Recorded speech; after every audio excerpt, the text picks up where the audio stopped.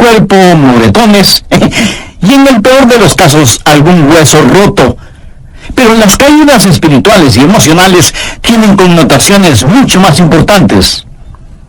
Y no me referiré necesariamente o exclusivamente a eso de no sentirse bien frente a ciertas cosas o cuando enfrenta ciertas situaciones. Alguien le preguntó a una señora, ¿qué hace usted cuando se encuentra en un basurero emocional? Y ella contestó, pues para olvidarme del asunto, voy y me compro un sombrero.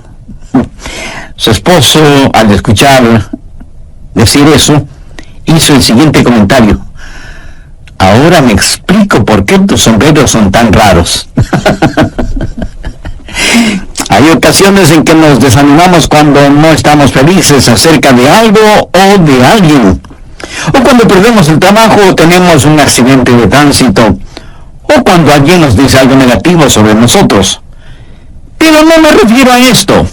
Hablo de la depresión, ese profundo sentimiento de desesperación que a veces puede convertirse en algo terrible y horrible. Es un asunto que envía gente a los hospitales o causa que las personas simplemente desaparezcan de su círculo social. En ocasiones, cuando nos sentimos mal, es como si estuviéramos en una tormenta. Llega y se va. Pero la depresión es como una neblina que está constantemente presente, bloqueando el sol que trata de llegar a nuestras vidas. Y quiero que piense conmigo primero en lo que voy a llamar el serio problema de la depresión. Ahora sí, veamos el Salmo 42:5. ¿Por qué te abates, oh alma mía, y te turbas dentro de mí? El rey David escribió estas palabras, y él estaba deprimido, y estaba hablando consigo mismo. Hago un breve paréntesis aquí para informarle que el Instituto Nacional de Salud Mental reportó que la depresión es, tristemente, un negocio de más de $1 billón anuales. O sea, lo que la gente gasta para ser tratada de depresión.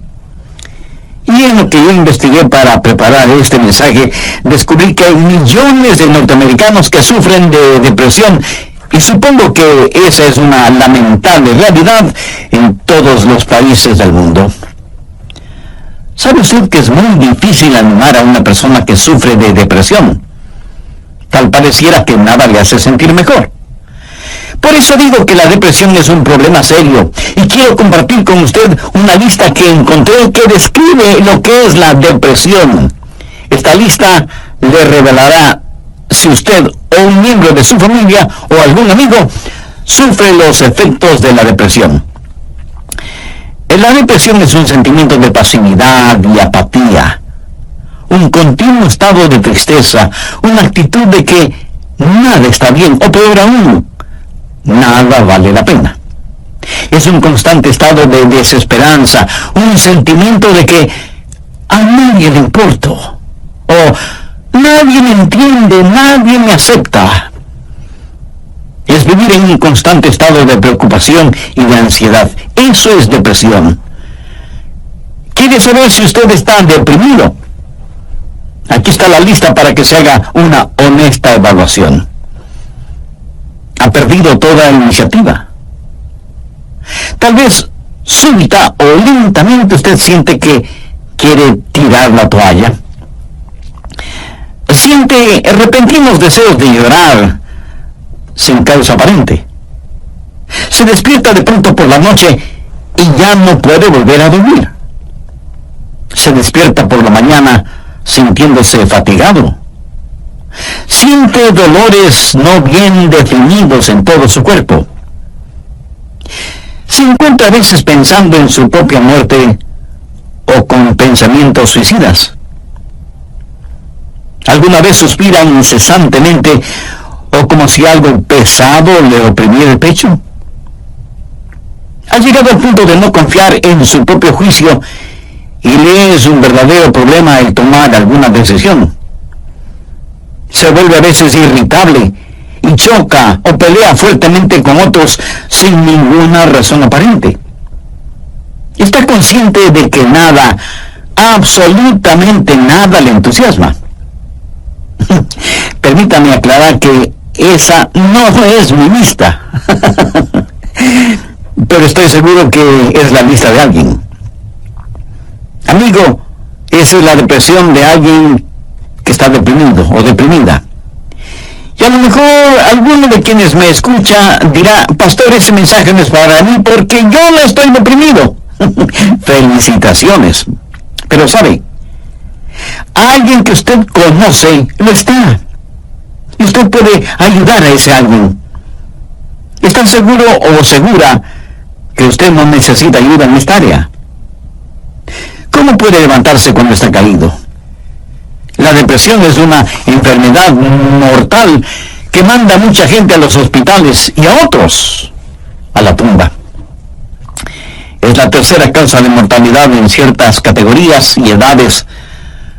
Aquellos que hemos estado en el ministerio el tiempo suficiente, sabemos cuando vamos a una tumba a enterrar a un cónyuge que no pasará mucho tiempo sin que tengamos que enterrar al otro. Y si usted me dice: oh, eso pasa con los incrédulos porque no saben lo que nosotros sabemos. Permítame decirle algo. Los hijos de Dios no son inmunes a la depresión. Moisés, ese gran líder del pueblo de Dios, experimentó tal estado de depresión que le pidió a Dios que lo matara. Jonás, poderoso profeta de Dios, también le pidió a Dios que le quitara la vida. Y Elías, sentado bajo la sombra del árbol, deseaba más bien estar muerto. El apóstol Pablo habla de sí mismo y su estado de depresión o de desesperación por estar vivo. Y Juan el Bautista estuvo en un calabozo, no una mazmorra literal, sino en un calabozo de desesperación. Juan el Bautista, el heraldo del Señor Jesucristo, llegó a dudar si Jesús era el Mesías. Y en las páginas de la historia encontramos que grandes hombres sufrieron depresión. Quienes predicamos la palabra de Dios pensamos que Carlos Spurgeon fue uno de los más grandes predicadores que han existido. Pero este gran hombre lleno de viveza y calor humano tuvo periodos de depresión. Y en el área de la política, Winston Churchill fue el gran estadista que tuvo que dirigir Inglaterra durante la Segunda Guerra Mundial. Indiscutible líder, a veces tenía ataques de depresión tan grandes que no atendía a nadie en su oficina. Y él se refería a la depresión como el gran perro negro que me tiene entre sus fauces. Cuando el rey David en el Salmo 42:5 dice: ¿por qué te abates, oh alma mía, y te turbas dentro de mí? Exteriormente, cuando esto sucedió, él tenía la razón de estar deprimido. Perdió a su hijo Absalón, a quien amaba profundamente. A pesar de que Absalón se sublevó contra su padre, lo traicionó, trató de arrebatarle el reino y David tuvo que huir para salvar su propia vida. Luego Absalón muere trágicamente. En 2 Samuel 18:33 leemos: entonces el rey se turbó y subió a la sala de la puerta y lloró, y yendo decía así: hijo mío, Absalón, hijo mío, Absalón, ¿quién me diera que muriera yo en lugar de ti? Absalón, hijo mío, hijo mío. David huyó para salvar la vida. Él debía ser el rey, pero perdió su fortuna, perdió su hogar, perdió su poder, perdió todo el respaldo financiero, y como si todo esto fuera poco, David pecó contra Dios, cometió un horrible, terrible pecado que le costó la vida a su tierno hijo. Y luego su hija fue violada por su propio hermano, y tuvo una esposa que fue asaltada sexualmente, y ahora su hijo rebelde, Absalón, había encontrado la muerte en forma trágica. La nación sobre la cual David se suponía que era rey estaba en turbulencia. Así que exteriormente David tenía toda la razón para estar deprimido. Las cosas no podían estar peor que lo que estaban. ¿Por qué te abates, oh alma mía, y te turbas dentro de mí? Este salmo es un caso clínico de depresión. En primer lugar, David tuvo lo que yo llamo sequedad espiritual. Miremos, por favor, los primeros dos versos de este Salmo 42. Como el ciervo brama por las corrientes de las aguas, así clama por ti, oh Dios, el alma mía. Mi alma tiene sed de Dios, del Dios vivo. ¿Cuándo vendré y me presentaré delante de Dios? David está sediento de Dios, pero siente como que si Dios estuviera lejano. David se siente como un ciervo rodeado por una jauría de perros de caza. Siente su sequedad espiritual, siente el temblar de su alma y piensa que a lo mejor Dios ya se olvidó de él. Mire lo que dice en el verso 9. Diré a Dios, roca mía, ¿por qué te has olvidado de mí? David está sediento de Dios, pero Dios parece que estuviera a años luz de distancia. ¿Dónde estás tú, Dios? ¿Por qué te has olvidado de mí? Sequedad espiritual. Dios no se había olvidado de él. Ese no es el punto. Y el rey continúa solamente en el verso 3 diciendo, fueron mis lágrimas mi pan de día y de noche. Y aquí me imagino a David llorando incontrolablemente, este poderoso hombre de Dios, ahora llorando como una criatura. Todos tenemos momentos de tristeza, pero no siempre de llanto incontrolable, aunque puede ser así. Eso es un signo de depresión. No es como una lluvia de verano que cae y desaparece rápidamente, sino que es más bien como una neblina continua durante el día nublado. David siente vergüenza y se siente derrotado. Mire lo que dice en el verso 3. Fueron mis lágrimas mi pan de día y de noche, mientras me dicen todos los días, ¿dónde está tu Dios? Él sabe que sus enemigos están burlándose de él y está avergonzado. Se siente como un indigno testigo de Dios, y por supuesto que lo fue. ¿Sabe? A veces, aun estando en evidente pecado, tratamos de testificar, pero no tenemos ni el poder ni el gozo para hacerlo, y no tenemos la victoria, y esto aumenta nuestra vergüenza. El sentido de culpa de David le hizo pensar que era una desgracia delante de Dios, y todo era peor por las recurrencias de sus memorias. Mire lo que dice en el verso 4. Me acuerdo de estas cosas y derramo mi alma dentro de mí, de cómo yo fui con la multitud y la conduje hasta la casa de Dios, entre voces de alegría y de alabanza del pueblo en fiesta. David recordaba mejores días. Miró retrospectivamente aquellos días cuando tuvo gozo y paz junto con la multitud, alabando a Dios en la casa de Dios. Y ahora todo eso no era más que un recuerdo.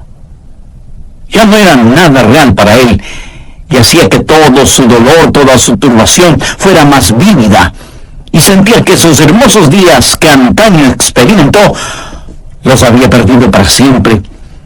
Y como si eso no fuera suficiente, él estaba abrumado por las circunstancias. Miremos lo que David dice en los versos 6 y 7. Dios mío, mi alma está abatida en mí. Me acordaré, por tanto, de ti desde la tierra del Jordán, y de los hermonitas desde el monte de Mizar. Un abismo llama a otro a la voz de tus cascadas. Todas las ondas y tus olas han pasado sobre mí. El río Jordán es llamado el río de la muerte. La palabra Jordán literalmente significa descenso y juzgamiento. Comienza en el monte Hermón, que está casi a 3.000 metros sobre el nivel del mar, y desciende por un tortuoso camino hacia el Mar Muerto. El Mar Muerto está a casi 450 metros por debajo del nivel del mar. Y el río Jordán fluye hacia el Mar Muerto para no volver a aparecer. Así que, en la tipología bíblica, Jordán ha sido la representación de muerte y desesperación. Y David siente que está totalmente inundado por las circunstancias. Las aguas de Dios están sobre él. Está cubierto de problemas y no sabe hacia dónde dirigirse. Está absoluta y totalmente abrumado por las circunstancias. Y quiero decirle que estadísticamente, personas así son suicidas. Un jovencito de 16 años escribió la siguiente carta antes de suicidarse. Querido mundo, yo no quiero que me corten el pelo. Yo no quiero cuidar niños. Yo no quiero ir a ver a Gina mañana en el colegio. Yo no quiero hacer mis deberes de biología, de inglés, de historia, ni de ninguna otra materia. Yo ya no quiero estar triste o solo o deprimido. No deseo comer, ni beber, ni conversar, ni dormir, ni respirar. Sencillamente ya no quiero vivir. Papá, mamá, no es culpa de ustedes. Solo que no me siento libre. Me siento enfermo, triste y solo, aunque esté rodeado de mis padres, hermanos, compañeros y amigos. Eso, mi amigo, es depresión y es muy, pero muy triste. La depresión es un serio problema. En segundo lugar, quiero que sepa y vea que hay una provisión espiritual para la depresión. Gracias a Dios, usted no tiene que estar deprimido. Dios ha hecho provisión para usted, para mí, para nuestras familias y para nuestros amigos, para todos aquellos que sufren depresión. Primero, usted tiene que mirarse interiormente y analizar su corazón. Veamos el Salmo 42, los versos del 5 al 7. ¿Por qué te abates, oh alma mía, y te turbas dentro de mí? Espera en Dios, porque aún he de alabarle, salvación mía y roca mía, Dios mío, mi alma está abatida en mí. Me acordaré por tanto de ti desde la tierra de Jordán, y de los hermonitas desde el monte de Mizar. Un abismo llama a otro a la voz de tus cascadas, todas tus ondas y tus olas han pasado sobre mí. Pero ahora quiero que note en forma particular que David comienza a hablar consigo mismo. Y si usted me pregunta si uno puede hablar con uno mismo, pues le diré que sí, David lo hizo. Y no le diga que usted nunca ha hablado con usted mismo, porque francamente no se lo voy a creer. Porque todos lo hacemos, consciente o inconscientemente. Note que David está hablando con su alma. El alma es el ego que vive dentro de cada uno de nosotros, no es el espíritu. El espíritu es su naturaleza espiritual, su alma es su naturaleza emocional, su mente, sus emociones, su voluntad. Y David le habla a su alma. En el próximo programa terminaremos este estudio bíblico sobre la depresión. Y espero que esto no lo deprima ahora. Antes de finalizar y sabiendo que la depresión no hace acepción de personas y la sufren santos y pecadores, permítame preguntarle en forma personal, ¿ha depositado su fe en el Señor Jesucristo? ¿A quién recurre cuando está deprimido? Recuerde que la causa de la depresión puede ser externa, pero la solución es interna, íntima, personal. Si usted aún no tiene a Jesús en su corazón, puede hacerlo este mismo momento. Ore con sus propias palabras de la siguiente manera: Señor Jesús, sé que eres el Hijo de Dios, que fuiste a la cruz para pagar la culpa de mis pecados, y que Dios te resucitó de entre los muertos. Este mismo momento te acepto en mi corazón como mi Salvador y mi Señor, y te ruego que tomes el control total de mi vida. Gracias por perdonarme. Gracias por darme nueva vida. Y ayúdame a vivir de tal manera para que pueda traer honra y gloria a tu nombre. Hazme la clase de persona que tú quieres que sea. Lo pido en tu santo nombre. El tránsito, o cuando alguien dice algo negativo sobre nosotros. Pero no me refiero a esto. Hablo de la depresión, ese profundo sentimiento de desesperación que a veces puede convertirse en algo terrible y horrible. La depresión es un sentimiento de pasividad y apatía, un continuo estado de tristeza, una actitud de que nada está bien, o peor aún, nada vale la pena. Es un constante estado de desesperanza, un sentimiento de que a nadie le importo, o nadie me entiende, nadie me acepta. Es vivir en un constante estado de preocupación y de ansiedad. Eso es depresión. ¿Quiere usted saber si está deprimido? Aquí está la lista para que se haga una honesta evaluación. Ha perdido toda iniciativa. Tal vez súbita o lentamente usted siente que quiere tirar la toalla. Siente repentinos deseos de llorar sin causa aparente. Se despierta de noche y ya no puede volver a dormirse. Se despierta por la mañana sintiéndose fatigado. Siente dolores no bien definidos en todo su cuerpo. Se encuentra a veces pensando en la propia muerte, la suya, o con pensamientos suicidas. ¿Alguna vez suspira incesantemente o como si algo pesado le oprimiera el pecho? Ha llegado al punto de no confiar en su propio juicio y le es un verdadero problema en tomar alguna decisión. Se vuelve a veces irritable y choca o pelea fuertemente con otros sin ninguna razón aparente. Está consciente de que nada, absolutamente nada le entusiasma. Y si usted me dice, eso pasa con los incrédulos porque no saben lo que nosotros sabemos. Permítame decirle algo, los hijos de Dios no son inmunes a la depresión.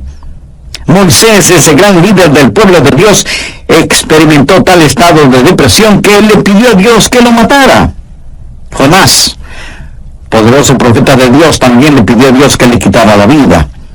Y Elías, sentado bajo la sombra de un árbol, deseaba más bien estar muerto. El apóstol Pablo habla de sí mismo y su estado de depresión o de desesperación por estar vivo. Y Juan el Bautista estuvo en un calabozo, no una mazmorra literal, sino en un calabozo de desesperación. Juan el Bautista, el heraldo del Señor Jesucristo, llegó a dudar si Jesús era el Mesías. Y en las páginas de la historia encontramos que grandes hombres sufrieron depresión. Quienes predicamos la palabra de Dios pensamos que Carlos Spurgeon fue uno de los más grandes predicadores que ha existido. Pero este gran hombre lleno de viveza y de calor humano tuvo periodos de depresión. Y en el área de la política, Winston Churchill fue el gran estadista que tuvo que dirigir Inglaterra durante la Segunda Guerra Mundial. Indiscutible líder, a veces tenía ataques de depresión tan grandes que no atendía a nadie en su oficina. Y él se refería a la depresión como el gran perro negro que me tiene entre sus fauces. La nación sobre la cual David se suponía que era rey estaba en turbulencia. Así que exteriormente David tenía toda la razón para estar deprimido. Las cosas no podían estar peor de lo que estaban. ¿Por qué te abates, oh alma mía, y te turbas dentro de mí? Este salmo es un caso clínico de depresión. En primer lugar, David tuvo lo que yo llamo sequedad espiritual. Miremos, por favor, los primeros dos versos de este Salmo 42. Como el ciervo brama por las corrientes de las aguas, así clama por ti, oh Dios, el alma mía. Mi alma tiene sed de Dios, del Dios vivo. ¿Cuándo vendré y me presentaré delante de Dios? David está sediento de Dios, pero siente como que si Dios estuviera lejano. David se siente como un ciervo rodeado por una jauría de perros de caza, siente su sequedad espiritual, siente el temblar de su alma y piensa que a lo mejor Dios ya se ha olvidado de él. Mire lo que dice en el verso 9, diré a Dios, oh roca mía, ¿por qué te has olvidado de mí? David está sediento de Dios, pero Dios parece que estuviera a años luz de distancia. ¿Dónde estás tú, oh Dios? ¿Por qué te has olvidado de mí? Sequedad espiritual. Dios no se había olvidado de él. Pero ese no es el punto.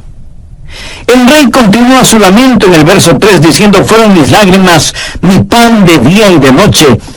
Y aquí me imagino a David llorando incontrolablemente, este poderoso hombre de Dios ahora llorando como una criatura. Todos tenemos nuestros momentos de tristeza, pero no siempre de llanto incontrolable, aunque puede ser así. Eso es un signo de depresión. No es como una lluvia de verano que cae y desaparece rápidamente, sino que es más bien como una neblina continua durante un día nublado. David siente vergüenza y se siente derrotado. Mire lo que dice en el verso 3. Fueron mis lágrimas mi pan de día y de noche, mientras me dicen todos los días: ¿dónde está tu Dios? ¿Sabía que dentro de usted hay alguien que constantemente le está hablando? Es la vieja naturaleza, su alma no redimida ni santificada. Y su alma le habla y le dice: tienes razón de sentir pena por ti mismo. Nunca lo lograrás. No tienes lo que se requiere. Este es el final. La vida no vale la pena vivirla. Y David responde a su alma y le dice: ¿por qué te abates, oh alma mía? Y este es el momento en que usted toma control, sostiene firmemente a su alma frente a usted, le mira directamente a los ojos y le habla. Eso es lo que David hizo cuando le dijo: alma, ¿por qué te sientes así? Usted tiene que mirarse íntimamente, interiormente, y analizar su corazón. ¿Por qué está deprimido? Yo no estoy diciendo que no tiene razón para estar deprimido. Tal vez alguna persona amada ha fallecido, su cónyuge, un hijo o una hija, un entrañable amigo. Si eso es verdad, entréguele su dolor a Dios, comparta su pena con quienes le aman y tenga en cuenta que a pesar de cómo se sienta, la vida no ha terminado para usted. Tal vez tiene el corazón destrozado. Alguien a quien amaba profundamente le ha engañado. Tal vez un esposo ha abandonado a su esposa por otra mujer, o a lo mejor una esposa ha dejado a su esposo por otro hombre. Tal vez esté enfrentando el dolor de un noviazgo roto súbita y amargamente.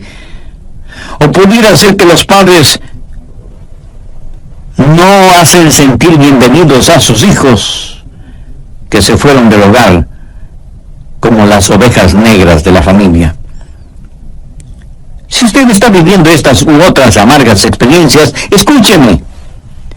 Rehúse el estar rumiando estas cosas una y otra vez. Eso no es bueno.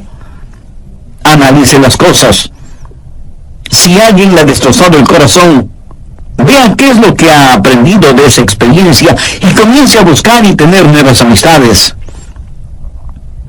Tal vez usted ha pecado y está siendo perseguido constantemente por el fantasma de su culpa. ¿Qué debe hacer? Confiese su pecado a Dios. Y si tiene que pedir perdón a alguien, hágalo. Si tiene que restituir algo a alguien, hágalo sin demora de tiempo. Mientras más se demore en hacerlo, más difícil le será el realizarlo. Haga lo que tiene que hacer ya y cierre la puerta de ese pasado. Analice, mire su propio corazón y pregúntese: ¿por qué estoy abatido? Pero necesita hacer algo más. No solo un análisis íntimo de su corazón, sino que mirando hacia arriba, reconozca que necesita ayuda una vez que ha identificado el problema. Noten los versos del 7 al 9 lo que David dijo: un abismo llama a otro a la voz de tus cascadas, todas tus ondas y tus olas han pasado sobre mí. Pero de día mandará Jehová a su misericordia, y de noche su cántico estará conmigo, y mi oración al Dios de mi vida. Diré a Dios: roca mía, ¿por qué te has olvidado de mí? ¿Por qué andaré yo enlutado por la opresión del enemigo? ¿Qué es lo que David está haciendo ahora? Pues mirar hacia arriba. No solo interiormente para ver por qué me siento así, sino mirar hacia Dios y decir: Dios, tú eres mi ayuda y mi esperanza. Tú me cubrirás con tu misericordia. Oh, qué amigo nos es Cristo. Él llevó nuestro dolor. Estoy seguro que alguien me dirá: pastor, lo que yo estoy pasando usted no lo comprende. Mi amigo, ese no es el punto. Cierto, yo no lo comprendo, pero Dios le comprende. Y no solo que le comprende, sino que le ama y quiere cuidar de usted. Él es su ayudador, aun cuando usted no lo entienda. El doctor Warren Wiersbe fue un gran maestro bíblico, y él dijo que la vida no es un problema que debe ser resuelto, sino un misterio que debe ser vivido. Eso nos hace recordar siempre que, como hijos de Dios, no vivimos de explicaciones, sino de promesas. Algunos piensan que de alguna manera Dios les ha olvidado o Dios les ha fallado. No. Dios ni se ha olvidado de usted ni le ha fallado a usted. Pero David se sintió así. Mire la pregunta que hace en el verso 9. Dios, ¿por qué te has olvidado de mí? No, Dios no se había olvidado de David. Y si usted me dice: pastor, realmente no entiendo esto, yo le diré que no tiene que entenderlo. Es más, el hecho de que no lo entienda pudiera ser parte del juicio y de la prueba. El poeta norteamericano Robert Frost, en uno de sus poemas, dijo: era esencial para el juicio que usted no lo entendiera entonces. Tenía que parecer sin significado el tener significado. Esto no tiene ningún significado para usted. Verá, podemos confiar en Dios para cualquier cosa si entendiéramos el porqué. Pero Dios no nos deja entender el porqué todo el tiempo, para que podamos conocer el quién y podamos confiar en Él en aquello que no entendemos.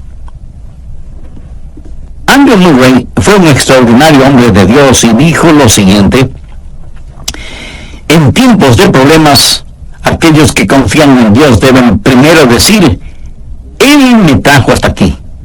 Es por su voluntad que me encuentro en esta situación. Y Él me mantendrá aquí en su amor y me dará la gracia en este juicio para comportarme como su hijo.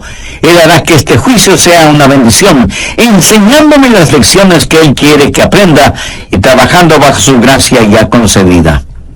Finalmente, en su tiempo, Él le liberará nuevamente. ¿Cómo y cuándo? Bueno, solo Él lo sabe. Así que cuando usted está en dificultades, diga: estoy aquí primero por la voluntad de Dios, segundo bajo su cuidado, tercero bajo su entrenamiento y cuarto en su tiempo. Alguien dijo: Dios es demasiado bueno para no ser bondadoso, demasiado sabio como para cometer errores. Y cuando no podamos ver su mano, podemos confiar en su corazón. Mírese interiormente y analice su corazón. Salmo 42:11. ¿Por qué te abates, oh alma mía? ¿Y por qué te turbas dentro de mí? Espera en Dios, porque aún me he de alabarle. Y Dios quiere que le diga a alguien que me está escuchando este momento, sin que importe cuán difíciles sean las circunstancias, que Dios está con usted. No pierda la esperanza. Dios tiene un futuro lleno de esperanza para usted. David le habló a su alma y le dijo: espera en Dios.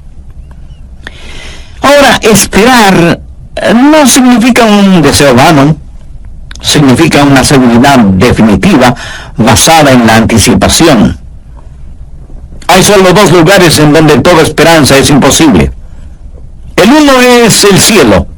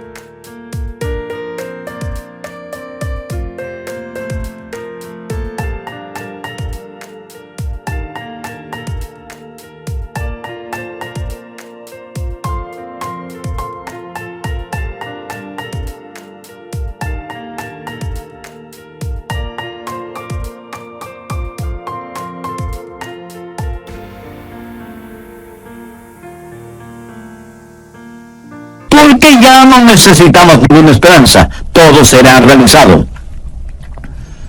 El otro lugar es el infierno. Si usted muere sin ser salvo, se irá al infierno y quedará fuera de toda esperanza. Pero la esperanza siempre es posible. Mi amigo, lo que encontramos en Jeremías 29:11 es para usted ahora mismo. Escuchen lo que dice ese versículo. Porque yo sé los pensamientos que tengo acerca de vosotros, dice Jehová, pensamientos de paz y no de mal, para daros el fin que esperáis. O sea, un futuro y una esperanza. No permita que Satanás apague la vela de la esperanza. Usted necesita mirarse interiormente y analizar su corazón. Necesita mirar hacia Dios y saber que habrá ayuda. Necesita mirar al frente y darse cuenta que hay esperanza. Dios transformará su calvario en una Pascua y convertirá cada una de sus lágrimas en perlas. Dios pondrá un hermoso arcoíris de su gracia sobre sus pesares. Espera en Dios. Él va a llenar las más profundas necesidades de su corazón. Y Dios nunca estará satisfecho hasta que el más grande deseo suyo sea Él mismo. Hemos hablado del serio problema que es la depresión y de la esperanza que hay para usted. ¿Cuál es la promesa segura contra la depresión? ¿Por qué te abates, oh alma mía? ¿Y por qué te turbas dentro de mí? Espera en Dios, porque aún he de alabarle. Si usted está caído espiritual y emocionalmente, puede levantarse. Y si hoy se siente deprimido, recuerde que Dios le ama. Ni una hoja cae al suelo sin que Él lo sepa. Sí que a veces abrazamos a las personas, les damos unas palmaditas en la espalda y les decimos que las cosas van a mejorar. Pero, mi amiga, mi amigo, escúcheme. Aparte de Jesús, no hay una verdadera esperanza para el mundo. Anoche, mientras meditaba en este mensaje que estoy compartiendo con usted, dije, Señor,